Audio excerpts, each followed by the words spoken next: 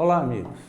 Hoje nós vamos estudar algumas prescrições, ou a grande maioria das prescrições regulamentares sobre pilares. Isso está incluso na NBR 6118, a atual 2014. Mas antes da gente falar especificamente sobre esta norma, a NBR 6118, nós vamos mostrar algumas normas aqui que servem de subsídio para o estudo de alguns outros elementos. Por exemplo, a NBR 6118 61, ou desculpa, a NBR 6118 6122, que é a projeto e execução de fundações. Tá? Repare que essa norma é de 1996 e já saiu, ou está saindo, a mesma norma, só que de 2010. Bastante mais completa sobre a anterior, ok? Nova e antiga. Depois nós vamos voltar a isso aí. Também nós temos aqui a NBR 6123, referente à ação do vento. É outra norma. Ações e segurança nas estruturas de concreto. 8681. Estou dando uma passada apenas para a gente entender que está tudo normatizado. A 7187, NBR 7187 de 2003, é de pontes de concreto armado, projeto de pontes de concreto armado. A NBR 7188, carga móvel rodoviária e ferroviária e passarela de pedestres para o estudo das pontes, principalmente para o estudo das pontes. NBR 7188. Cargas para o cálculo de estrutura de edificações, 6120. Também já tem um estudo para a sua substituição. Acredito que já esteja em vigor, pelo menos aquela fase inicial. E as normas referentes às nossas estruturas de concreto armado. Tem aqui a NBR 6118 2003, que foi substituída em 2007 pela NBR 6118 2007, e agora a norma que está em vigor, NBR 6118 2014. Então, não adianta mais a gente estar se orientando por essas outras duas normas, a 6118 2003 2007, porque elas estão substituídas, já em vigor, logicamente, nós estamos em 2019, e essa daqui é de 2014. Passou a vigorar, naturalmente, um ano depois, 2014, com mais de 200 páginas. Então, nós vamos estudar as prescrições referentes aos pilares contidos nesta NBR 6118 2014. Nós vamos falar agora especificamente dos pilares, né? Feita a apresentação das normas, uma parte das normas existentes, são muitas, nós vamos falar especificamente dos pilares. E a primeira coisa que a gente trata está contido no capítulo 18 da norma. Lá no capítulo 18, a gente pode ler 1841, uma pequena introdução que diz: as exigências que se seguem referem-se aos pilares cuja maior dimensão seja inferior ou igual a 5 vezes a menor dimensão.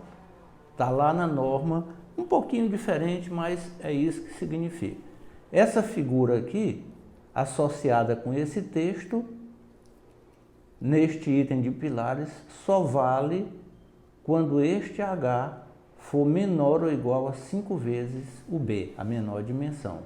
Significa dizer que se a gente tiver um pilar de 20, a menor dimensão 20, a outra no máximo tem que ser 1 metro. E aí nós estamos tratando de pilares.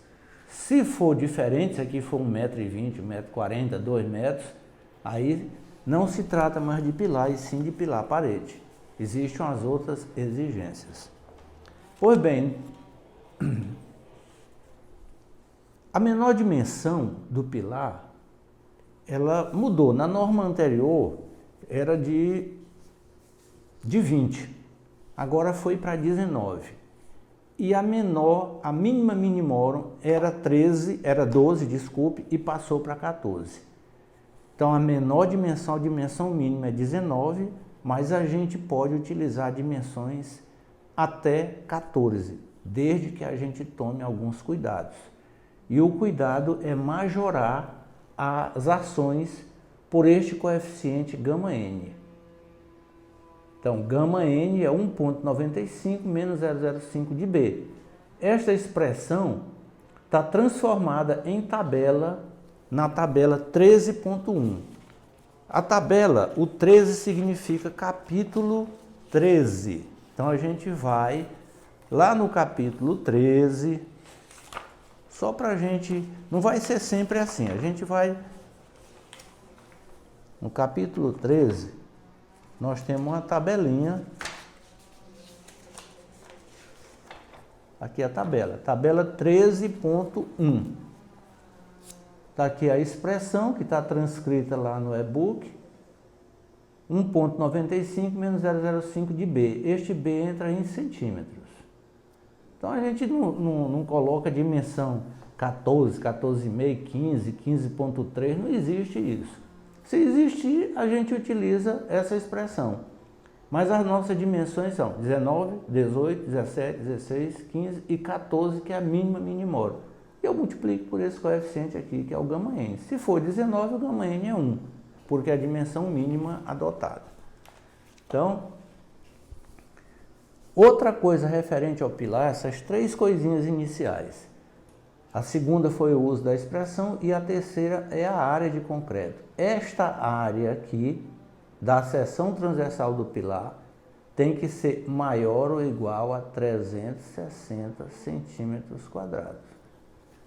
Então, se eu tiver uma dimensão de 19, por exemplo, 19 centímetros, a outra dimensão também pode ser 19, um pilar de 19 por 19. Por quê? Porque 19 vezes 19 dá 361 centímetros quadrados. Então, eu posso utilizar. Se eu utilizar menos de 19, por exemplo, vamos lá para o mínimo.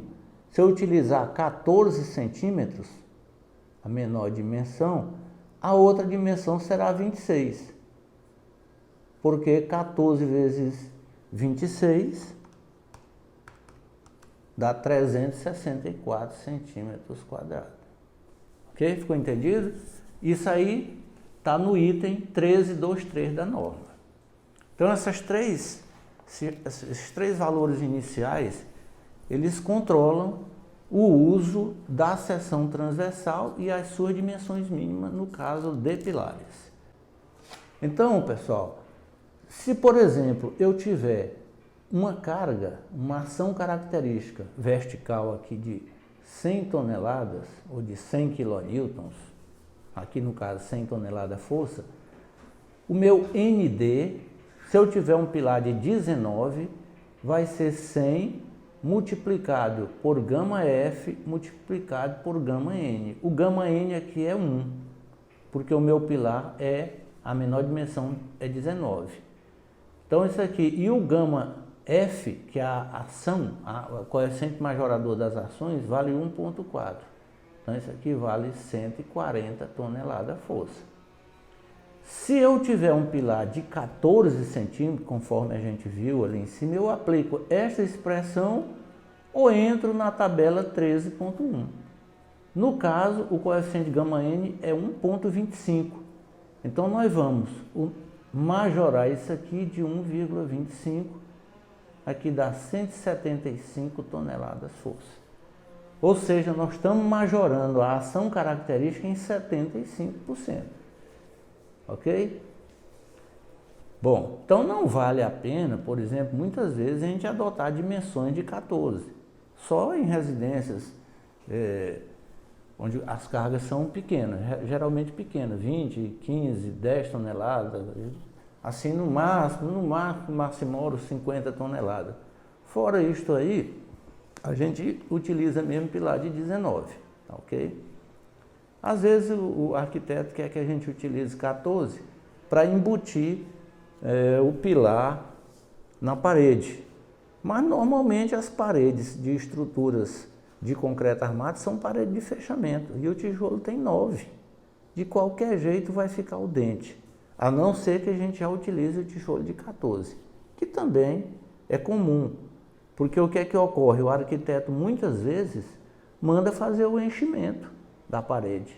Então, gasto material, aumenta o peso que não foi previsto e assim vai prejudicar tanto o pilar como a fundação.